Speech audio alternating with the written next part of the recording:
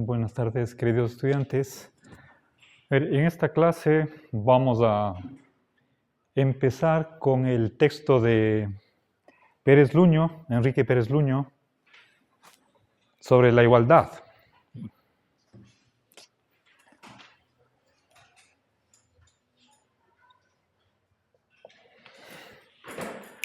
Es el texto más extenso que tenemos. Tiene muchos detalles, está muy documentado. Ustedes ven citas a pie de página, fuentes. Enrique Pérez Luño fue profesor de Filosofía del Derecho en la Universidad de Sevilla.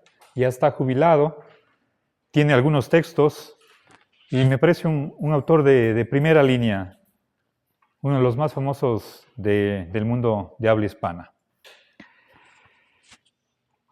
Obviamente no puedo presentar al detalle toda la riqueza de este capítulo. Es el capítulo 2 de un texto sobre la igualdad. Entonces voy a hacer obviamente una selección, ¿sí? A ver, hay muchos temas que ya tratamos en la hora anterior sobre el comunismo. De la hora anterior, lo único que puedo añadir es que nosotros avanzamos hasta Rousseau, un autor de la modernidad, y quisiera que ustedes no confundan comunismo con marxismo. El marxismo es del siglo XIX, comunistas ha habido desde la antigüedad. Entonces son dos corrientes, por supuesto, que están emparentadas. Los marxistas creen que a futuro la sociedad abolirá la propiedad privada y estaremos en el comunismo. Pero aparte de esa corriente hay muchos otros autores no marxistas que han defendido esa misma posición. El comunismo es milenario, bimilenario, mientras que el marxismo es un fenómeno que apareció en el siglo XIX. Por supuesto, tiene sus precedentes como todo pensamiento, pero no es lo mismo, ¿sí? Diferenciemos ambas cosas.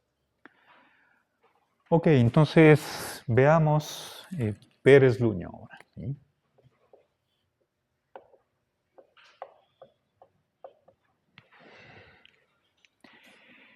Bien. A ver, por una parte, veamos, para empezar, ¿qué dificultades trae la desigualdad? ¿Sí? ¿Por qué es algo malo? ¿Sí? Entonces, la desigualdad como algo inconveniente, inapropiado, censurable. ¿Sí? Veamos qué problemas tiene. Y no solamente uno, sino varios. Ahora, en el desarrollo del contenido de este artículo, voy a tratar de minimizar la referencia a autores. No quiero complicar, por razones pedagógicas, el contenido de este capítulo. Os mencionaré quién sostiene alguna tesis solo en casos extremos, pero mi tendencia es a eliminar nombres. No importa tanto quién dijo, sino más bien la razón y por qué. A ver, el capítulo empieza con una discusión entre anti-igualitaristas. Se dan 4 razones, pero voy a postergar esa primera sección para el último, ¿sí? En vez de decir qué problemas tiene la igualdad, empiezo por lo contrario. ¿Qué problemas tiene la desigualdad? Sobre todo desigualdad económica, ¿sí? Y cuando hablamos de riqueza y pobreza o desigualdad económica, puede ser desigualdad de ingresos, es decir, sobre todo cuando hablamos del salario, ¿sí? O desigualdad de riquezas. ¿Sí? Recuerden, la riqueza es lo que uno va acumulando a través de los años, puede ser durante toda la vida.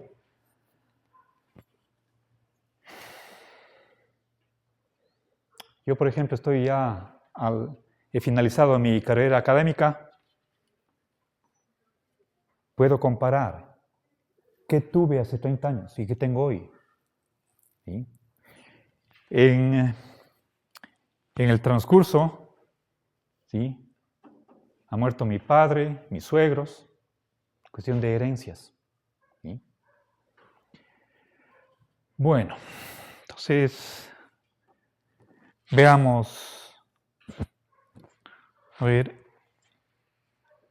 un problema de la pobreza es que es una amenaza contra 3 cosas buenas. ¿Sí?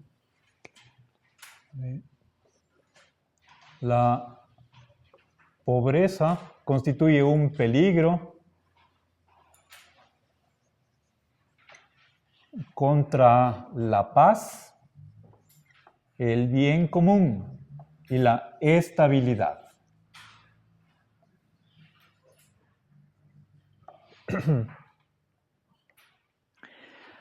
Ahora, que yo recuerde, en este capítulo no se analiza, no se da una definición de qué es pobreza. Podríamos nosotros acudir a las Naciones Unidas para determinar, ¿sí? En los años 90, pobre era quien vive con $1 al día.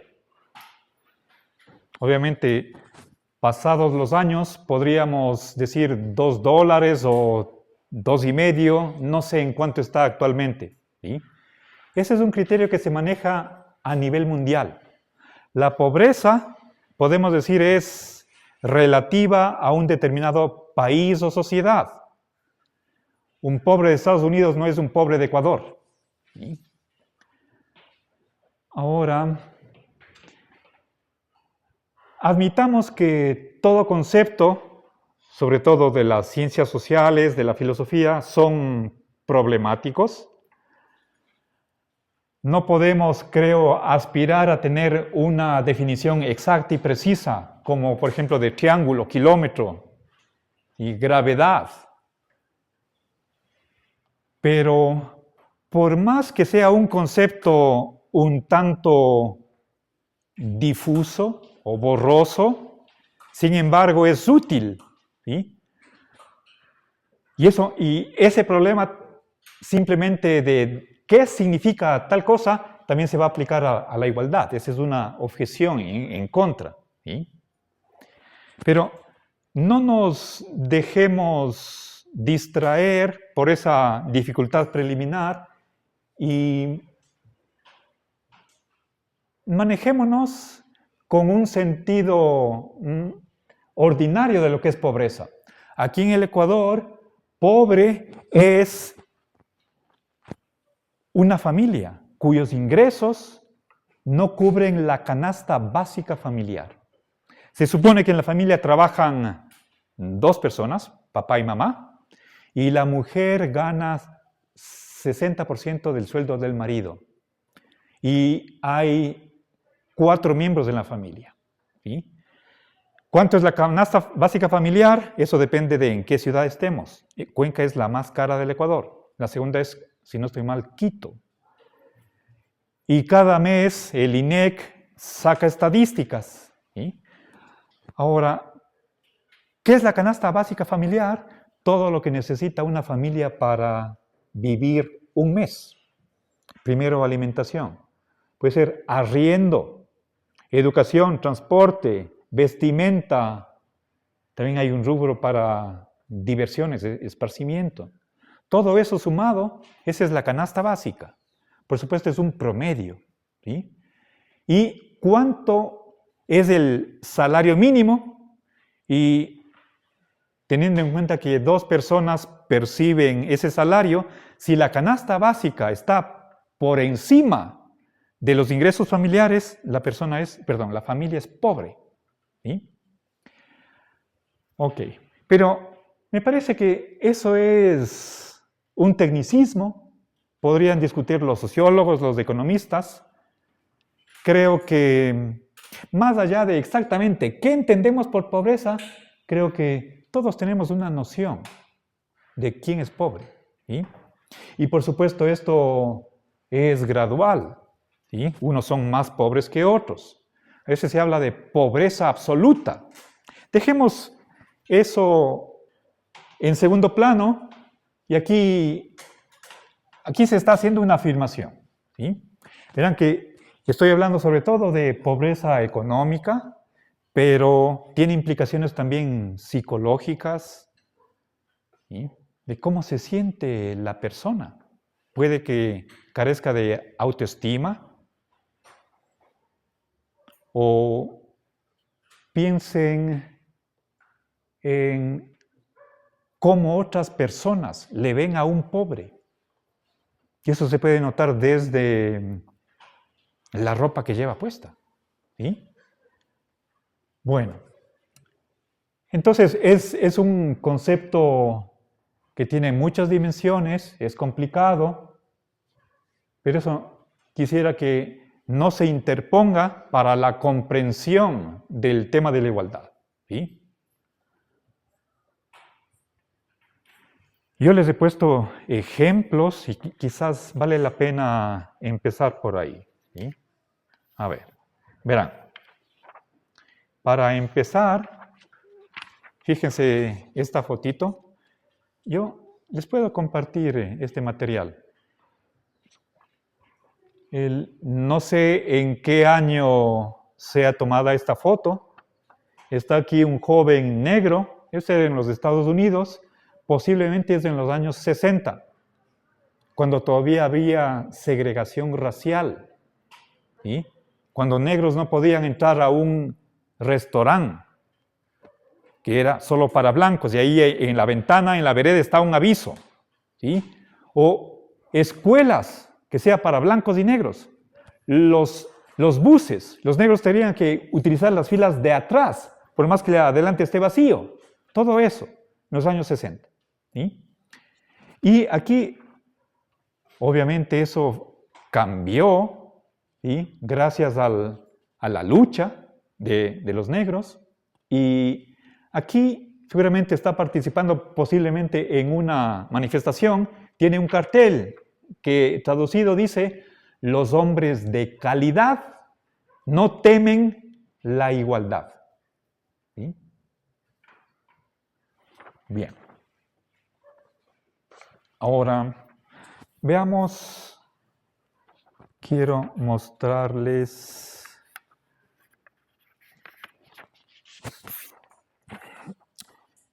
aquí tenemos un gráfico que está representando la riqueza y la población de los Estados Unidos, cómo está distribuida.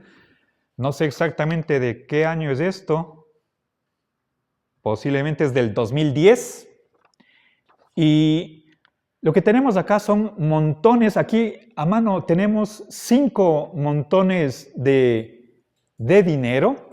En cada gajo es el 1% de la riqueza de los Estados Unidos. ¿Sí? Y cada persona representa el 1% de la población. Y vemos que el 1% más rico tiene o posee el 43% de la riqueza. El 1% de la población, 43% de la riqueza. Y por el otro extremo, el 1% de la riqueza está distribuido en 50% de la población. ¿Ya? Los 3 grupos intermedios, están ahí las cantidades. Esto es una representación gráfica de una distribución desigual. ¿Sí? Ok, ahora les ofrecí traer datos sobre Ecuador. Quiero compartirles solamente 2, pero lamentablemente son de hace 10 o 9 años. El siguiente dato es del 2015. Dice, el 2% de las familias posee el 90% de las grandes empresas. 2% de las familias, el 90% de las grandes empresas. Un gerente general gana en promedio $20,000 al mes. Es decir, 63 salarios básicos del 2014. 63 salarios básicos. Pero eso es promedio. Eso significa que habrá gerentes que ganen más, otros que ganen menos. En promedio, 20,000 al mes. Trabajan 10 meses, tienen 200,000. Trabajan 4 años, tienen 1,000,000. Ahora, estoy hablando de Ecuador. La pregunta que podemos hacernos, ¿es eso aceptable? ¿Es eso satisfactorio? ¿Sí? Sé que unos dirán sí, otros dirán no. Eso vamos a discutir. ¿Sí? A ver, continuemos. Quiero darles 2 ejemplos más. ¿Sí? Uno es de Michael Jordan, que desde 1984 hasta el 2003 hizo una fortuna de más de 93 millones. ¿Sí? Estamos hablando de en 20 años. Este basquetbolista famoso hizo 93 millones.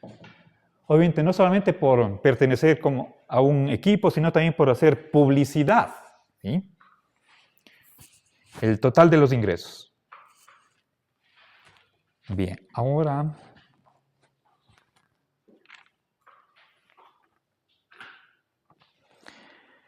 veamos, hay una jueza que se llama Judy y tiene un show en la televisión, es una serie. Es una mediadora, pero tiene validez jurídica. Entonces, se presentan casos y ella es la que, una vez que quienes acuden a su servicio se comprometen a cumplir la resolución de esta jueza Judy. ¿Sí? Y detrás están las cámaras, eso se hace episodios y con altísima popularidad. ¿Cuánto gana esta mujer? En el año 2010, 45 millones en un año. Lo que Michael Jordan ganó en 20 años, en 10 años, la jueza Judy en un año. 45 millones en un año. ¿Sí? Bien. Ahora,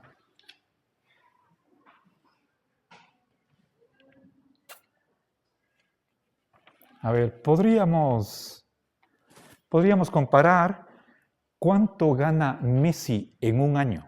¿Alguien sabe? ¿Tiene ese dato? A ver.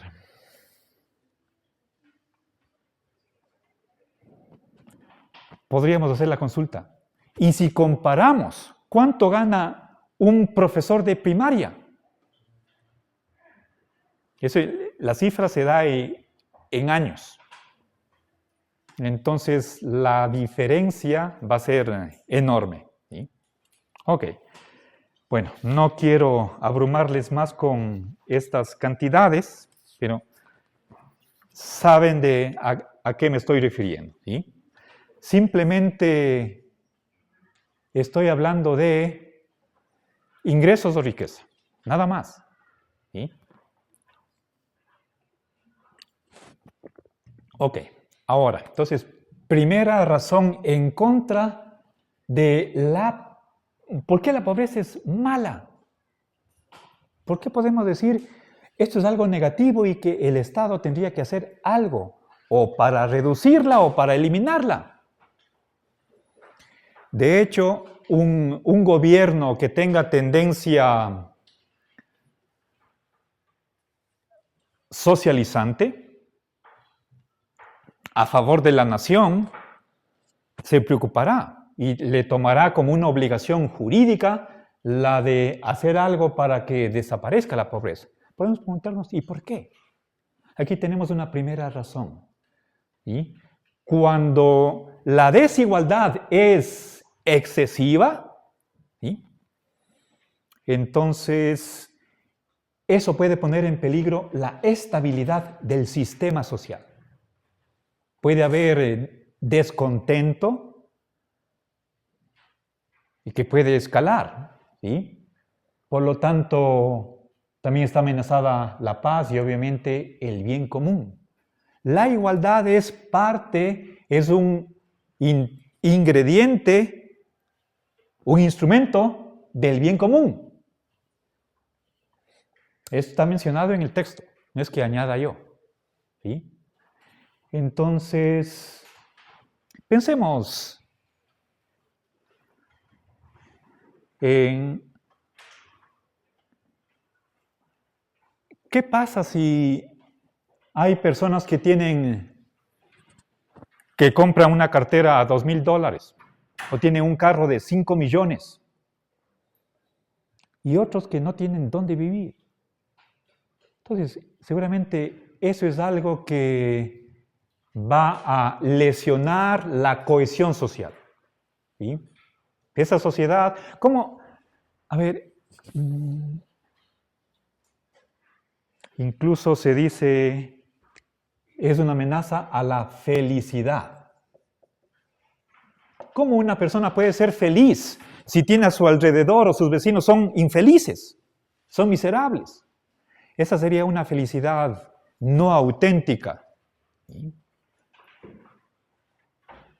Uno tendría que ser ciego, ¿sí?, ante la miseria de los demás para uno, siendo rico, estar feliz. ¿Sí? Bueno. Ok, entonces creo que se comprende. Esta es una primera razón. Y por el otro extremo veamos qué de malo tiene la riqueza. ¿Sí? La riqueza, en cambio, amenaza la moral. Parece que esto no está tan explicado, pero si uno conoce la historia del movimiento comunista, desde la antigüedad puede entender. ¿Sí? Y aquí un poco amenaza la moral. Claro, tenemos, perfecto. Vale la pena, voy a anotar aquí los autores que menciona Pérez Luño: San Juan Crisóstomo y Ambrosio.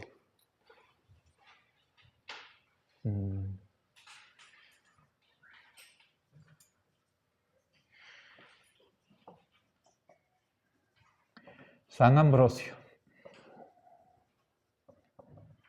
¿Ya? Ambos son pensadores cristianos de finales de la Edad Antigua.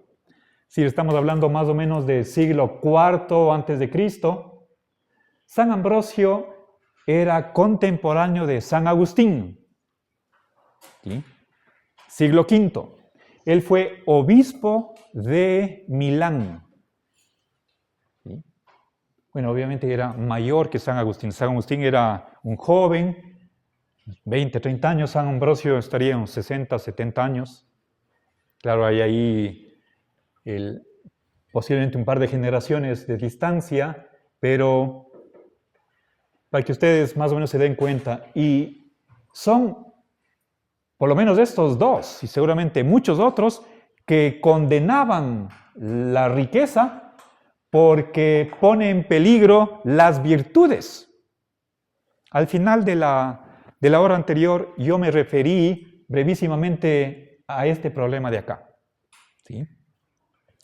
Yo les dije que quien pone su corazón en las riquezas, entonces se deshumaniza. El ejemplo que les puse era el de la destrucción de las familias cuando se discuten las herencias. Ahí se acabó la hermandad. ¿Sí?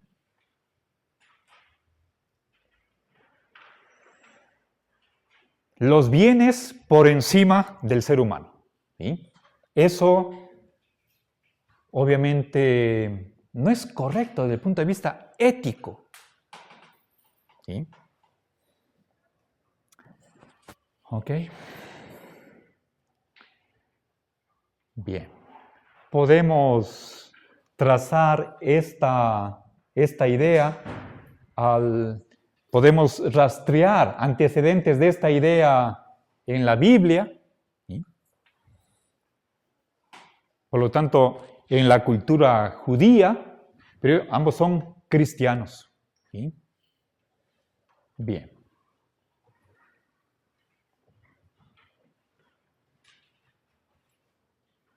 Ok. Ahora, ¿cómo tratamos a una persona que es pobre? Ahí hay discriminación. Eso es algo malo. ¿Sí? Por ejemplo, si es que entra una persona con poncho y con un costal a sus espaldas a un patio de carros, a lo mejor ni le toman en cuenta. ¿Sí? Seguramente va a recibir distinto trato que si entrara con terno y corbata. Pero lo cierto es que en ese costal trae los billetes para comprar un camión. ¿Sí? Bueno, entonces, esta es una segunda razón para... Ahora, creo que aquí seguramente no se está atacando la riqueza por la riqueza, sino ese apego o poner la riqueza en la cumbre de la escala de valores y, por lo tanto, desatender las virtudes, la perfección de la persona. Eso es algo en lo que han insistido estos dos autores y muchos otros. A ver, que piensen, se habla de la ambición.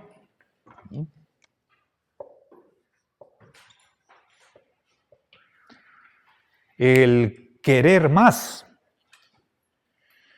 Y esto, sobre todo cuando no tiene límites, nuevamente, el querer cosas, posesiones, ¿sí?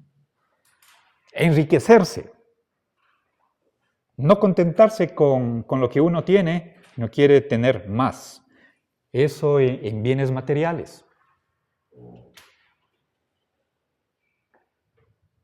Mirar todo, incluso las relaciones humanas, a través del lente del dinero. ¿Sí? Ok.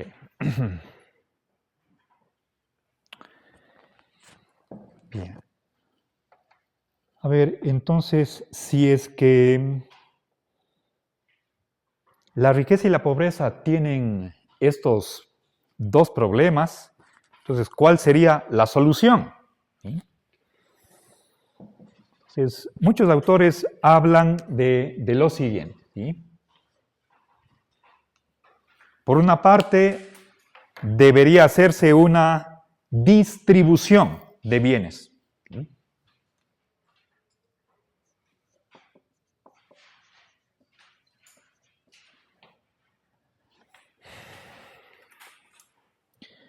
Distribución igualitaria, es decir, tratando de disminuir una excesiva desigualdad.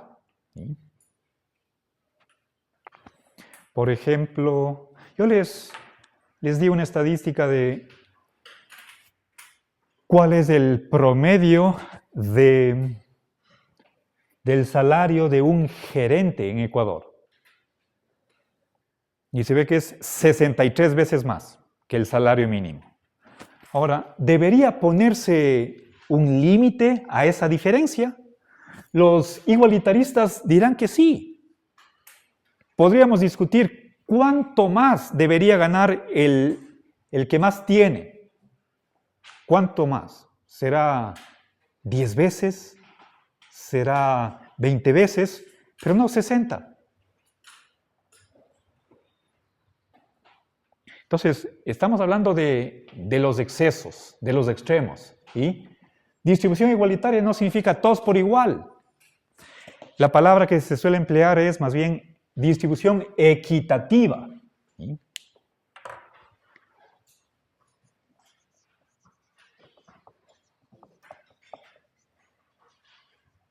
Aunque etimológicamente esto viene de igual, ¿sí? Esto tiene otra connotación. ¿Sí?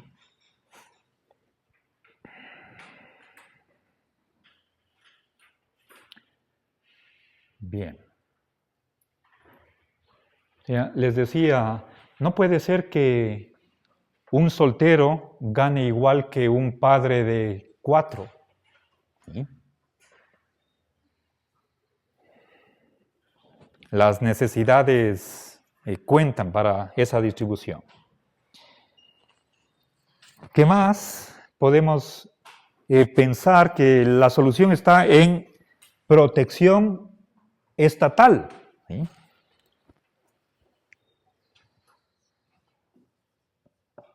Protección de parte del Estado. Por ejemplo, a través de el seguro social. Podemos hablar de servicios públicos.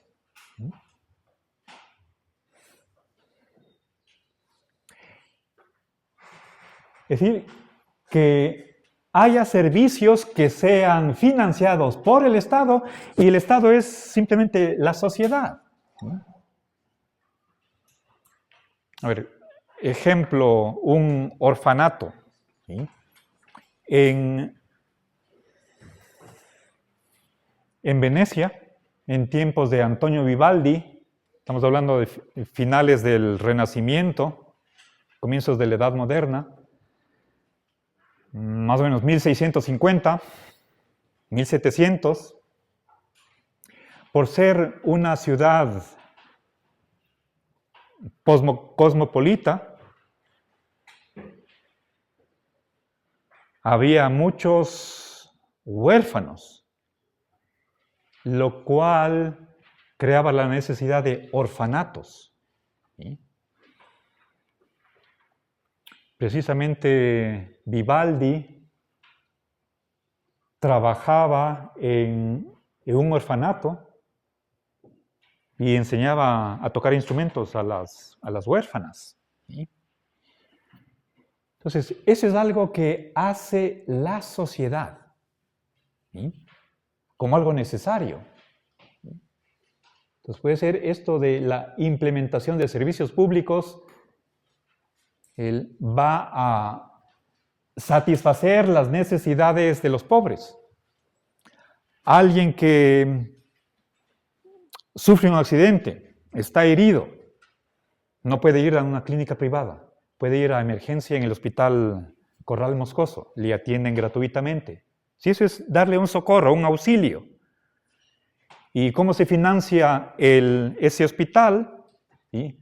Por medio de impuestos. ¿Sí? Realmente, esto es una propuesta que hace algún autor. No nos va a interesar exactamente quién dijo eso. No les pido que se memoricen ese dato. ¿Ok? Bien. Es Juan de Roa Dávila. Roa parece un apellido portugués. ¿Sí? Y para terminar esta primera idea, Pérez Luño menciona a Rawls, que esta distribución no puede basarse en las capacidades. ¿Sí? Distribución no basada en capacidades.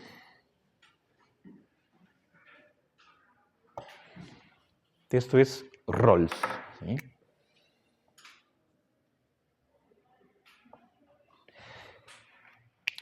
¿Qué capacidades? Sobre todo las naturales, de inteligencia, fuerza vital. Uno puede nacer con ciertos dones, pero no es mérito ni demérito de nadie. ¿Sí? Ok. Bien.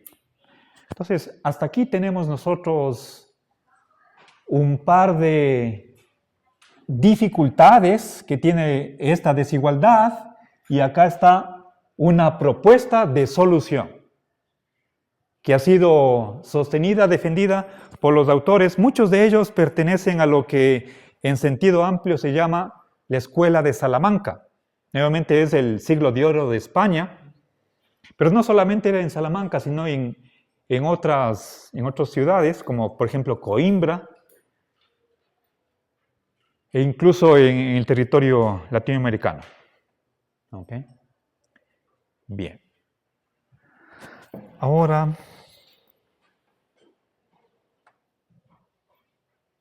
veamos qué ventajas tiene la igualdad. ¿Sí? Entonces, esta es la primera subtemática. Ahora pasemos a la igualdad, pero hagamos un receso.